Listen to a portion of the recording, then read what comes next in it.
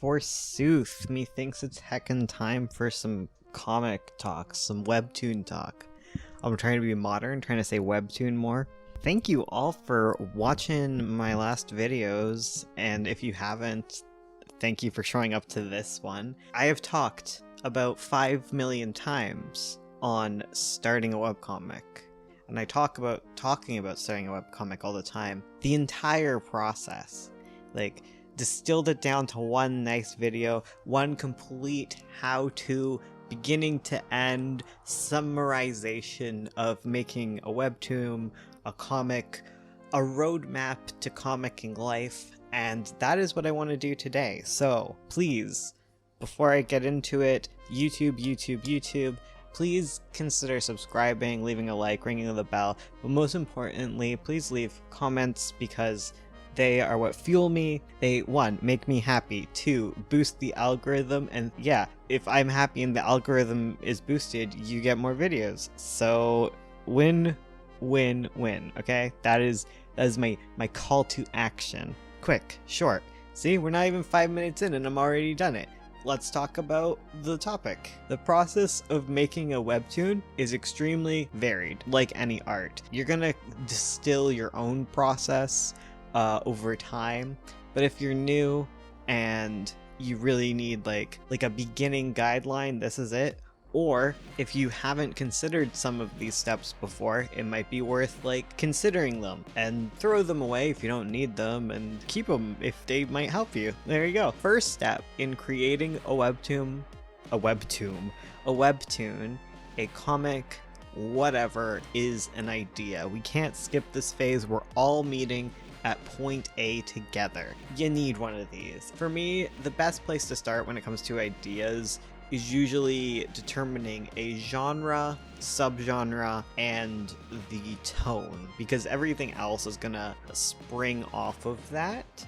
You don't necessarily have to start at this point, but it is a good point to start if you're kind of lost. Finding like the tone, the vibe that you're looking for, it helps you determine a lot of things. That's basically it. It's just a very solid foundation for stuff. With genre and tone established, from there you're able to determine a premise, main character, and setting, and those 3 pieces I kind of lump together because I don't know, they're like the triforce of ideas. I don't know, like they always come together, they play off of each other. But yeah, your main character, your premise, and your setting, like your premise kind of is a combination of your character setting and your main plot. So I guess that's kind of how that works. Like when it comes to the idea phase, like that's kind of the bare minimum that you need to kind of start something. And even then, you don't exactly need to have it like this. It just really helps to think about, like, if you're gonna start an idea, it's good to think about it in the sense of like premise and genre, because that just makes promotion a lot easier in the future. When you don't do that, then you have to go back and think up these things, which can be more difficult. Doesn't mean it's impossible. So kind of examples for genre premise stuff, I'll talk about my own webtoons to illustrate this point. So The Magpie is a prequel to another work that I did.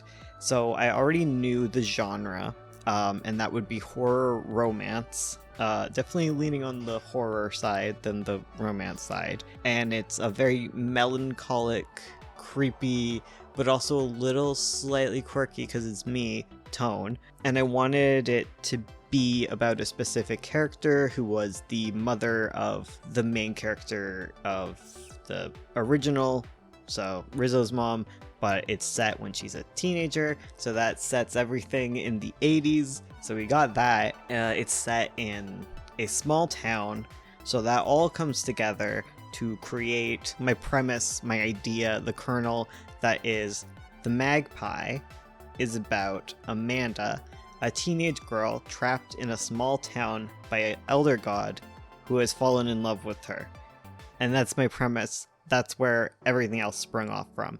In my soon-to-be-released webtoon, it's like what I said, where I had to think after the fact about like what all of this stuff is, because with the books of Avo, which is probably what's being drawn on screen right now.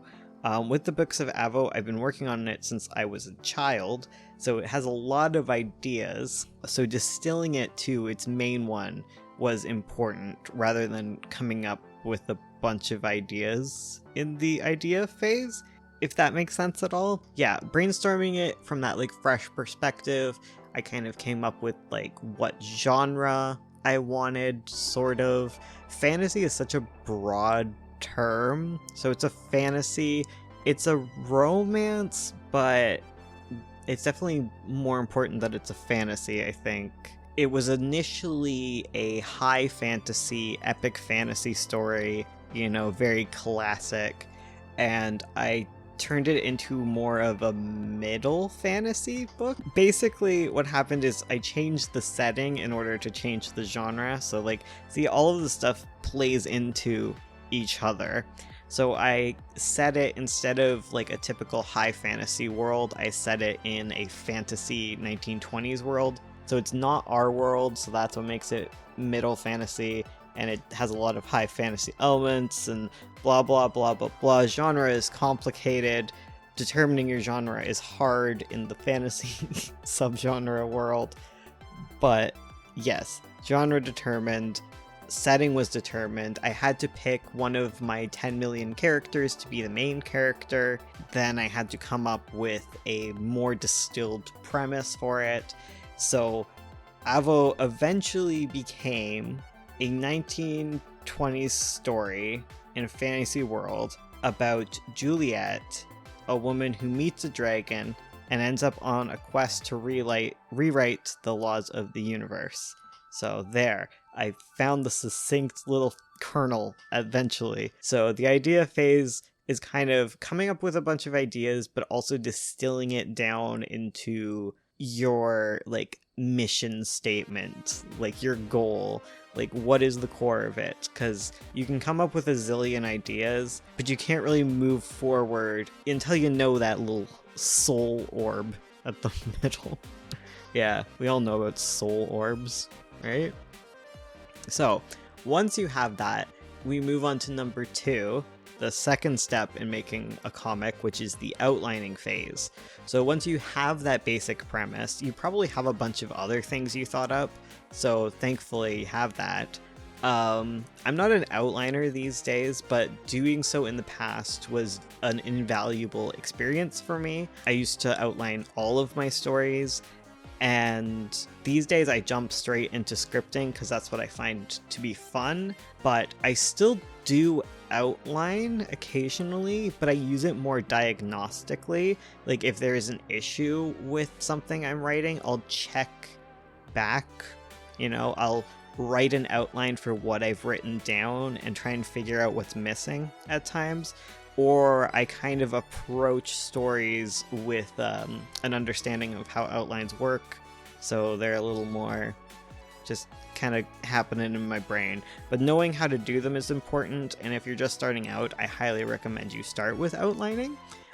If you can't, just go forward, right? Like with any of these steps, if they're stopping you, just go for it. If you feel like you're lacking structure, it might be a good time to look at this specific section of writing, the outlining section, and try and do that more, basically. So in your outlining, what you want to do is figure out that main plot and develop the plot points for it, develop the arc, create like a skeletal structure, and then you can start adding in more characters, more side plots, bringing it all together so you have even more framework to go upon when you get to writing. What's so important in the last step of idea making is that you keep it kind of small and you find the core of it, because then it becomes easier to trim stuff. Because in the outlining phase, that's where you're gonna hopefully spot where you are making your story way too big and are able to start scaling back before you have a zillion things to like prune down. Hopefully, once you get into the outlining stage, like you don't have too much to start with and you can build upon it. If not, you know, such is life. Like with Avo, I didn't do anything like consciously outlining stuff, but I do think about where the plot was going. And because I'd written so much as a kid, I really had to decide what to keep and what to leave behind. So yeah, that's what kind of outlining is for. It's like bringing in all of the plot points and really seeing like how they come together in a story type shape. And once you have that basic outline down, then you can flesh it out into a more like scene by scene outline, because your plot points aren't necessarily going to be a single scene, right? Like if you have your initial plot point being, I need to set up this character, that might take several scenes, because setting up this character is a really broad thing, right? Like maybe you need to set up some relationships they have, set up different aspects of their personality, and through your outline you should be able to point out the different scenes that you need in order to achieve what the plot points need to achieve. The third step after outlining, after you have your idea, all of that is set, is actually sitting down and scripting. Those of you that don't script are very proud of this, just like I am very proud of never outlining, and you can't make me do it. That said, much like outlining, it is extremely useful. It is a very important tool. There is a reason why so many people script. Some people like to do it in tandem with like the next later steps like storyboarding and design, which is fine. You can kind of blur all these things together. I personally don't do that, but like, you know, I'm the righty guy. My wife does all the art bits. But yeah, I recommend doing a script. Scripting is where you can really see how your outline will play out, because a lot of the times, each time you get more detailed into a work, right? Like the idea is the first phase and it's very broad, and then your base outline is less broad, but it's still very broad. And then your scene by scene outline, it often feels like, okay, this is good enough. But sometimes when you see it play out in practice, like in the script, you realize that you need less scenes or you need more scenes. And that's why scripting is so hecking important. And I think you should do it. The fourth thing is then going into the design work. And I say that designing comes after scripting typically because it makes things easier for you. A lot of the times when we start designing without scripting, without planning, without knowing what exactly is needed, it's easy to forget to design things and design things that you don't need. And a lot of the time, like, that's a lot of work, you know? And time is money, right?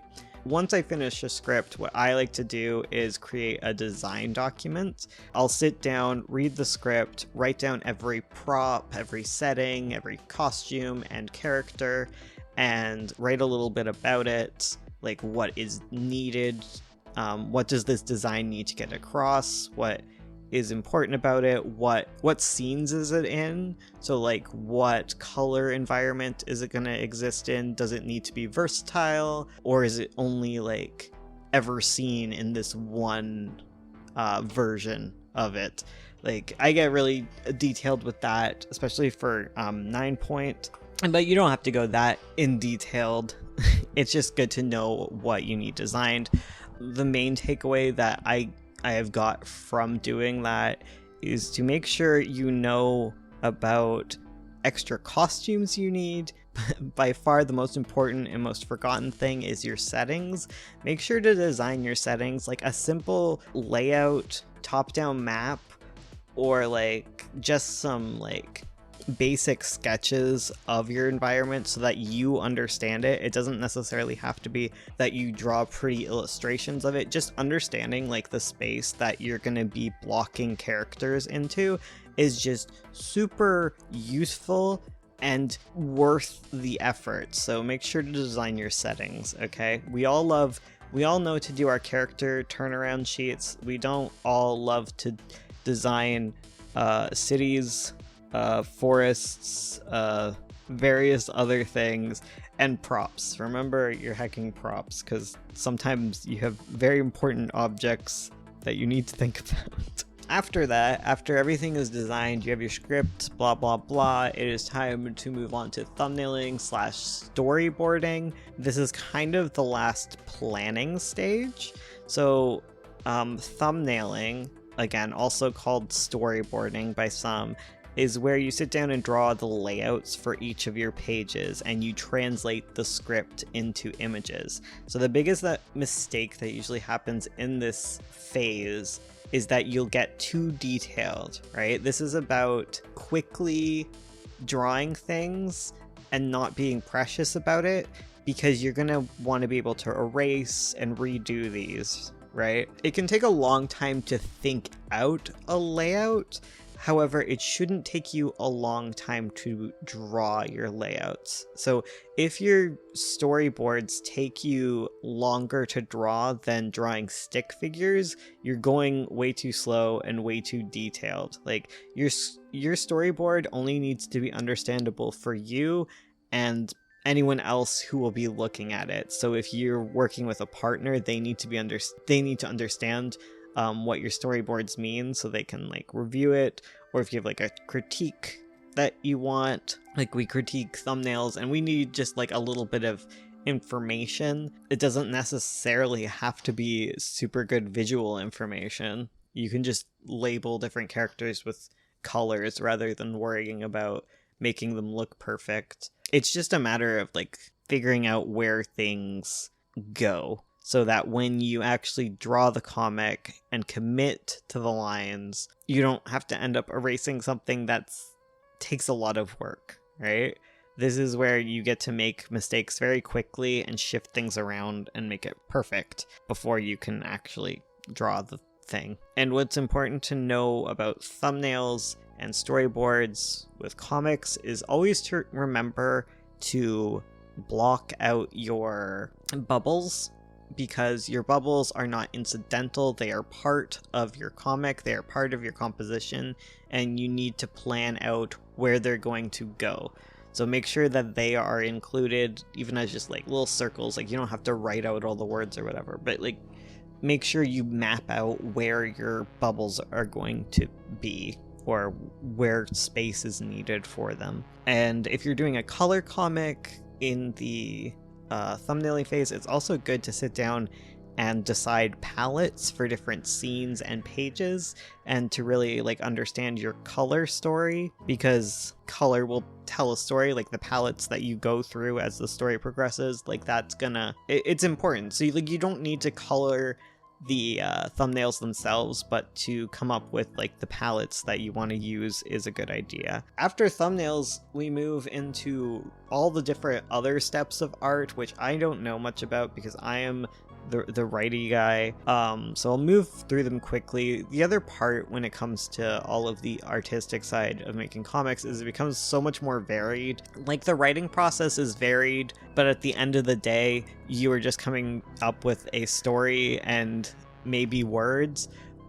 When it comes to actually drawing your comic, there's so many different processes that you can go through, because there's people who will make like comics out of like 3D renders and stuff, right? Like it's so varied, like your medium will change it entirely. That said, there are like some standard things, some standard progresses, you know, there's industry stuff, and in the industry there's pencilers, inkers, flatters, and colorists. So that's kind of where we're gonna go, but know that it is so varied. So like the first step in the coloring, so the sixth step in making a comic, is doing your pencils. When you actually sit down, you get your page put in the correct DPI and the correct page size, and you sketch. You make the sketches. It's your initial drawings of the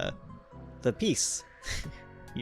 You're finally committing to stuff. Usually, no matter what type of comic you're working on, you're gonna have a penciling phase of some sort of structure beneath everything, and that is pencils. Number 7, the 7th step in making your webtoon, is inking.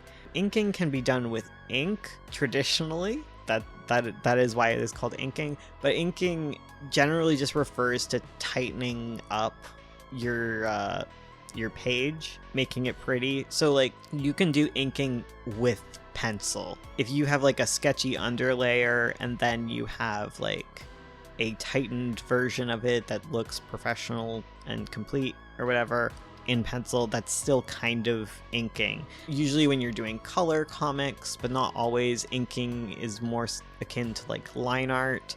If you're doing a lineless comic, I don't know where we go from here. You know, you have to figure out your own process on that one, my friends. But yeah, inking is pretty standard for the whole comic making thing. The 8th step is flatting and tones. So if you're making a color comic, what happens is that you block out the color shapes and you place them down, right? So that they can be worked on top of. I think this is specifically a digital arting thing, but maybe it's not. I don't know how things work. Again, not the artist. I do know about flatting though. If you are not an artist and you are a writer and you work with an artist and you forced a color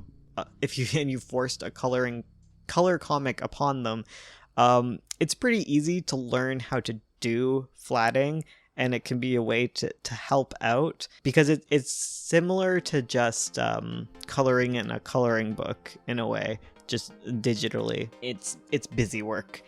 Tones are kind of similar, but I think tones sometimes will be more like artistically placed or whatever. They're kind of in between. But like when you have a black and white comic, sometimes you'll be laying down just flat gray tones, which is pretty easy, or you might be like putting in more screen tones and stuff. Again, that kind of falls between the two steps that I'm about to talk about, because like the 9th step in your comic making process would be coloring and shading. So like shading, I would define as anything beyond the initial inks, right? Like sometimes black and white comics are still going to have a lot of what happens in coloring, where you work with shadow and light and create more form in your shapes or whatever. That comes next. Doing that with color, determining like a lot of lighting and shadow stuff. Like obviously that also occurs in inks, but like, you know, coloring is its own kind of phase. The thing about all of this is that breaking down each step of your comic making process, regardless of if it follows exactly this or not, is a good idea, because it can help you schedule time better, learn how long it takes you to do like a panel of specific like penciling, inking, flatting, shading, whatever. Like learning your time frame for making that stuff is important. Being able to like chart it and keep yourself motivated and understand like, okay, I have 6 pencils left, 3 of them are inked, so I have X amount to do and left over. Breaking the stuff down is just really helpful.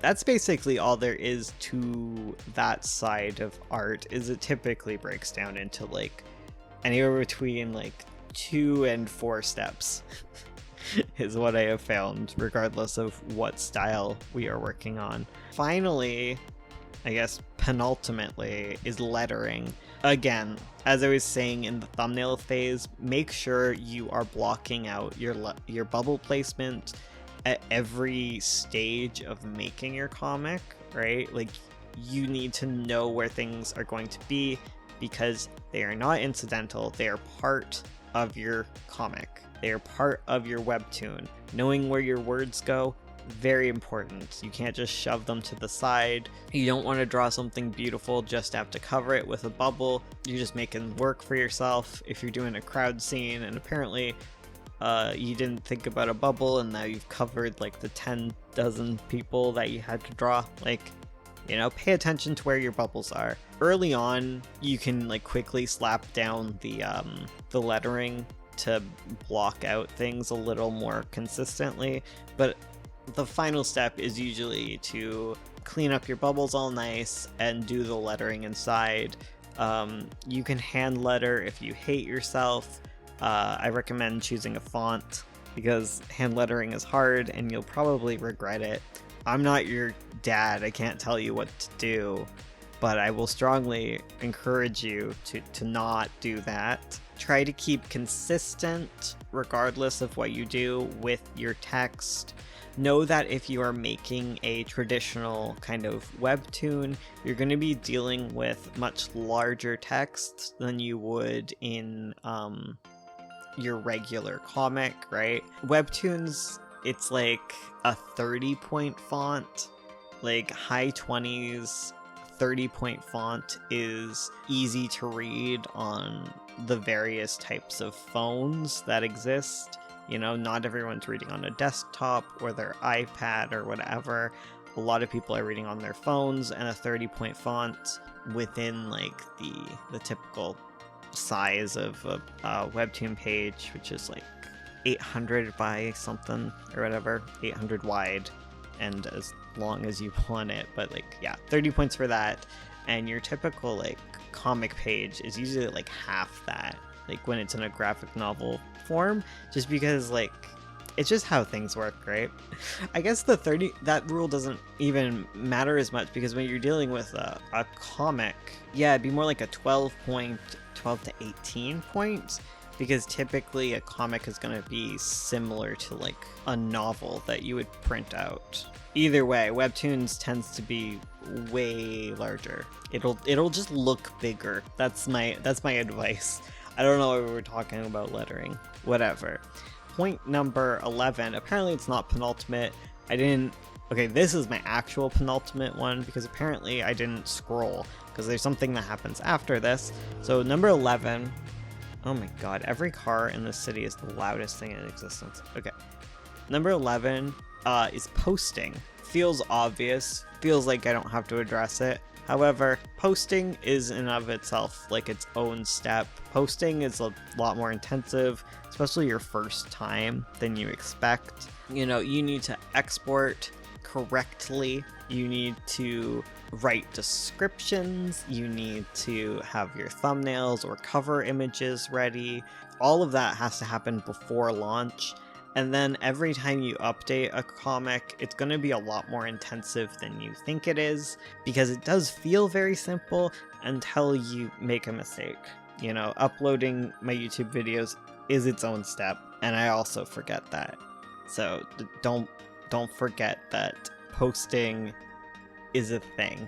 And if this is your first webcomic, your first webtoon, your first graphic novel, whatever, try and figure out a buffer that you want. So a buffer is however many episodes you have that you haven't released yet. So instead of like making 5 comics and releasing them like all at once or within a week, what you would do is every week you release one, and that gives you 5 weeks of content. Typically what I like to do is bi-weekly or weekly if I can swing it. I can't always swing it. I have not been swinging it for a very long time. However, if you do that, that is like 30 to 50 episodes. I guess by bi-weekly I mean fortnightly, right? Every other week. Bi-weekly is twice. Twice a week is like 100 episodes a year. I like to think about it in terms of a year. However many updates you create, like that's a whole year's worth. Because you will get sick, you will get tired, things will happen, and it's good to just have a good long buffer, because like consistency of updates, staying like involved, touching base frequently, all of that is really good. It just is, like, across the board. Daily isn't usually worth it, I don't think, personally. I feel like that's like an old webcomic thing to do, is post a page daily. Things now tend to be more like in batches. From what I understand, like people tend to like, I don't know, this is just my experiences, people tend to like longer updates less often than shorter updates more often. But you gotta kind of find a balance, because you need to, you know, always be updating and whatever. But yeah, keep that in mind. Don't just shoot all your comics out at once. if you finish your first page and you're amped to post it, like, just hold on to it. I believe in you. I do. That's all. That is all. The final stage, the most dreaded stage of making a comic is number 12, promotion. And this is part of having a comic, and you need to remember that it is as frequent as every other step. Every time you post your comic or webtoon, like, you're gonna need to get people to see it. At the most basic level, promotion is just making sure to say, like, hey, a new update is out on your social medias. That is a lot more work than you think it is. It always is. It always ends up being way more work than you think it is. So just be aware of that. I could get all into promotion, every little aspect, but at the very minimum, know that it is part of the webcomic making progress, part of your webtoons thing, because posting will only get you so far. You need to, like, expand your audience, do all that, and make sure to get those notifications out. You know, there's a reason that social media manager is a whole heckin' career, because it's a lot of work keeping up with posts and whatever. And that's another reason, that's just like another reason to hold off posting until you have a bunch of comics done, because you don't want to be balancing every other step of comicking and promotion at the same time. It's just really hard, especially if you're one person. That is all. Thank you for watching. I hope that helps you create a plan towards achieving your goals. What's your least favorite part about making comics? Which step do you not do? Which step do you avoid with your life? Which part of making a webtonic? What part of making a webtoon is the most necessary that you avoid all of the time? For me, it is definitely like promotion and outlining. Outlining, I'm convinced I don't need it, but sometimes I think I actually do. Promotion, terrible at it. Promotion, oh, and updating. Posting. I have not posted in a while. We're working on it, okay? Posting is my favorite thing to do, but it requires you doing all the other things. So that's that. But look at me posting right now on YouTube and promoting. Well, I can't promote because I haven't posted anything. Huh. Well, there you go. I will see you guys in the next one. Next Friday. I'm hammering out this schedule thing, right? I have my Monday video and I have my Friday video. I think that's enough videos to not burn out on.